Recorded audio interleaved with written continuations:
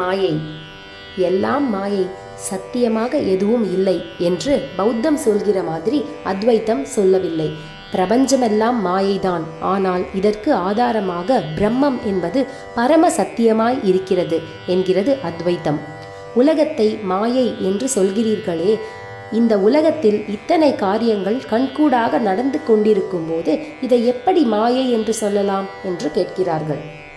மாயை என்றால் அடியோடு இல்லாத வஸ்து என்று நினைத்து கொண்டு இப்படி கேட்கிறார்கள். ஆனால் மாயை என்பது அடியோடு இல்லாத வஸ்து, அத்யந்த அசத் அல்ல. முயல் கொம்பு அல்லது மலடி மகன் என்று சொன்னால் உடனே அது அடியோடு இல்லாத வஸ்து என்று தள்ளிவிடுகிறோம். மாயை அப்படி இல்லை.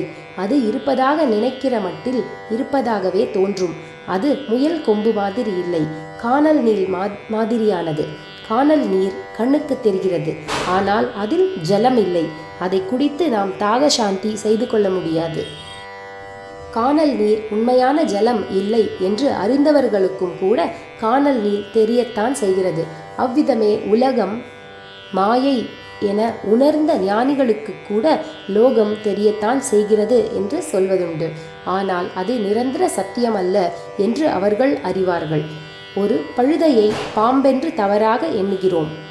பழுதையில் பாம்பு இல்லை என்பது உண்மை. இருந்தாலும் கூட அதை பாம்பாக எண்ணிய மட்டும் வாஸ்தவத்தில் இல்லாத பாம்பே நிஜமான பாம்பு உண்டாக்குகிற அத்தனை பயத்தையும் பதற்றத்தையும் நம்மிடம் உண்டாக்கிவிடுகிறது. பாம்பு மெய்யாக இல்லாத போதிலும் நமக்கு வியர்த்து விறுவிறுத்ததும் நாம் பயந்த பிராந்தி அடைந்ததும் உண்மையே. உலகம் உண்மையில் நிரந்தர சத்தியமாக இல்லாத போதிலும் அதையே நாம் சத்தியமாக எண்ணுகிற மட்டில் இவ்விதமே சகல காரியங்களிலும் நடக்கின்றன. பழுதையை பழுதை என்று தெரிந்து கொண்டவுடன் பயம் ஓடிப்போவது போல் உலகமும் பிரம்மத்தை சார்ந்த ஒரு தோற்றமே.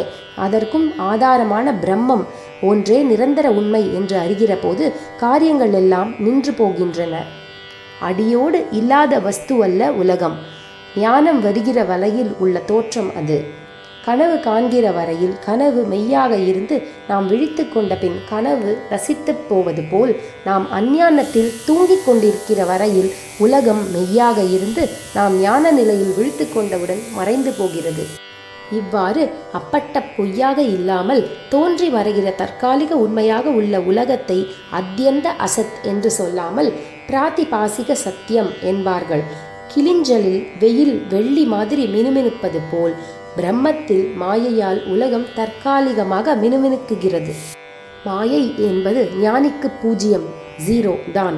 ஆனால் ஞானம் வராத நிலையில் உள்ள ஜீவன் தன்னை ஒரு தனி எண்ணாக வைத்துக்கொண்டு பக்கத்தில் இந்த பூஜ்யத்தை சேர்த்து கொள்கிறான். ஓர் இலக்கத்துக்கு பக்கத்தில் வருகிற பூஜ்யம் அதை 10, 20, 100, 1000 என்று ஆக்குவது போல் இந்த அஞ்ஞானிக்கு மாயையே பலவாக விரிந்து சத்திய வஸ்துக்களாக உலகமாக தோன்றுகிறது. ஞானியே உள்ளது உள்ளபடி பார்க்கிறான். ஒரே சர்க்கரையினால் பல பொம்மைகள் செய்திருக்கிறது போல் ஒரே பிரம்மம் இத்தனையும் ஆகியிருக்கிறது. சர்க்கரையினால் பாகற்காய் பொம்மை செய்து வைத்திருந்தால் விஷயம் தெரியாத குழந்தை அது கசக்கும் என்று ஓடிப்போயிருக்கும்.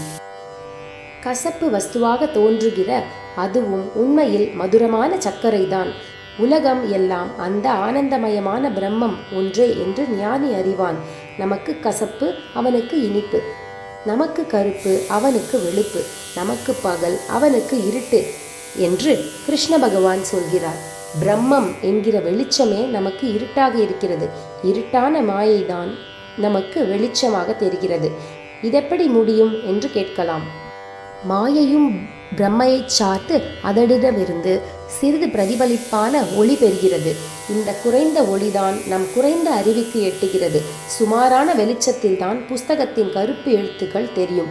ஜொலிக்கிற சூரிய வெளிச்சத்தில் நேரே புஸ்தகத்தை பிரித்தால் எழுத்தே தெரியாது. நமக்கு மாயையின் அற்ப பிரகாசத்தில் உலக காரியங்கள் தெரிகின்றன. ஞானியின் ஆத்ம பிரகாசத்தில் அவை மறைந்து போகின்றன. ஞானியின் பகல் நமக்கு இரவு என்பதின் அர்த்தம் இதுவே.